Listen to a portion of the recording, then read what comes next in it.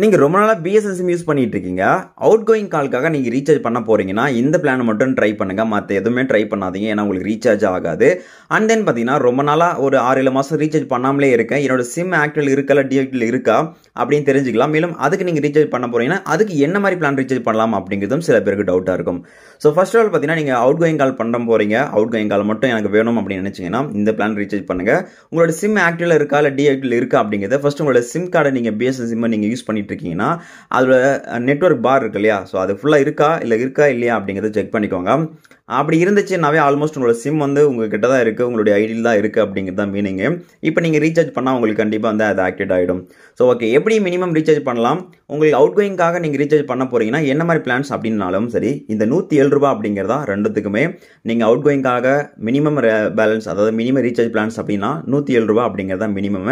அதேபோல் ரொம்ப நாள் ரீசார்ஜ் பண்ணாமல் இருக்கீங்க, ஆக்டிவேட் பண்ணணும் அப்படின்னு நினைச்சாலும் இந்த ₹107 பிளான் மட்டும் தான் நீங்கள் ரீசார்ஜ் பண்ணணும். ஏன்னா இதுதான் பேசிக்கு. இதுக்கப்புறம் நீங்கள் ஹையராக இருக்கிற எல்லா பிளானும் ரீசார்ஜ் பண்ணிக்கலாம். பட் பேசிக்காக அந்த ₹107 பிளான் மட்டும் தான் ரீசார்ஜ் பண்ண முடியும்.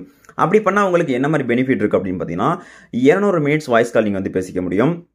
அது மட்டும் இல்லாமல் நமக்கு டேட்டாவும் கொடுக்குறாங்க, 3GB டேட்டா. இது எப்படி இருக்குன்னா 2G 3G அண்ட் 4Gயில் வந்து நமக்கு ஒர்க் ஆகிட்டு இருக்கும். அது கூடவே நமக்கு இதோட வேலிட்டி அப்படின்னு பார்க்கல நமக்கு 35 நாட்கள் இதோட வேலிட்டி இருக்கும். இதுக்குள்ளே நீங்கள் வந்து இது யூஸ் பண்ணிக்கலாம்.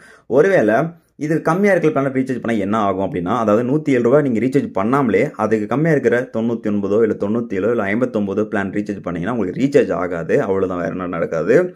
அது கூட சில டைம் ரீசார்ஜ் ஆனாலும் அது உங்களுக்கு வந்து யூஸ் ஆகாது.